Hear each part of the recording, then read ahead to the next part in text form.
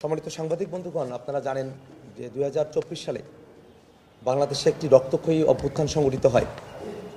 সেই অভ্যুত্থানের সময়কালে আমরা দেখেছি আবু সাইদকে দিয়ে শুরু, এরপরে হাজারের উপরে মানুষকে নির্বিচারে গুলি করে, পুড়িয়ে, পিটিয়ে, জখম করে, গুম করে নানাভাবে মানুষকে হত্যা করা হয়েছে।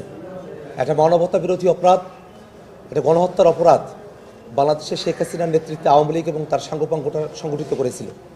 শুধু তাই নয়, সে 2009-এ তাদের ক্ষমতায় আসার পর থেকে নিয়ে তারা বাংলাদেশের মানুষের উপরে ব্যাপক মাত্রায় জুলুম, নিপীড়ন, আয়নাঘরে গুম করে রাখা, মানুষকে খুন করা, গুম করা, হেন কোনো মানবতা বিরোধী অপরাধ নাই, হেন কোনো গণহত্যার অপরাধ নাই যেগুলো আওয়ামী লীগ, তাদের শেখ হাসিনা এবং তার সাংগপাঙ্গরা বাংলাদেশে সংগঠিত করে নাই।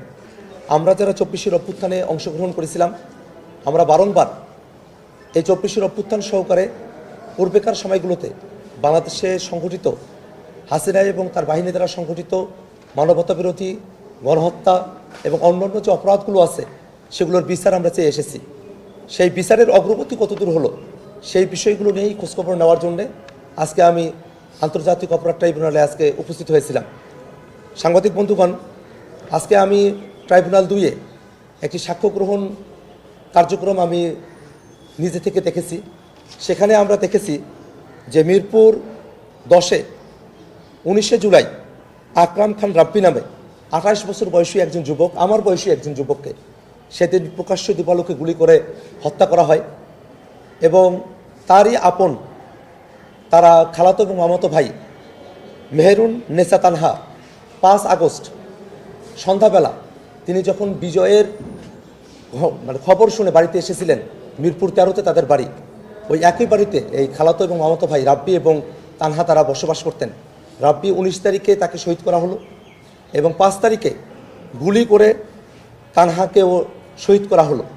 তানহার বাবা মোশাররফ হোসেন এবং আকরাম খান রাব্বির বাবা ফারুক, তারা দুজনই আজকে এখানে সাক্ষ্য উপস্থাপন করেছেন। আমি তাদের সঙ্গে কথা বলেছি, আমি তাদের সাক্ষ্য গ্রহণ পর্বগুলো দেখেছি। তারা এখনও পর্যন্ত তাদের শোক তারা ভুলতে পারছেন না। ফারুক হোসেন চাচা তিনি কান্না করে ফেলেছেন সাক্ষী দিতে গিয়ে, যে মোশাররফ চাচা আছেন তানহার বাবা, তার চোখের দিকে তাকানো যায় না। কত শহীদকে কত নির্বিচারে তারা খুন করেছে।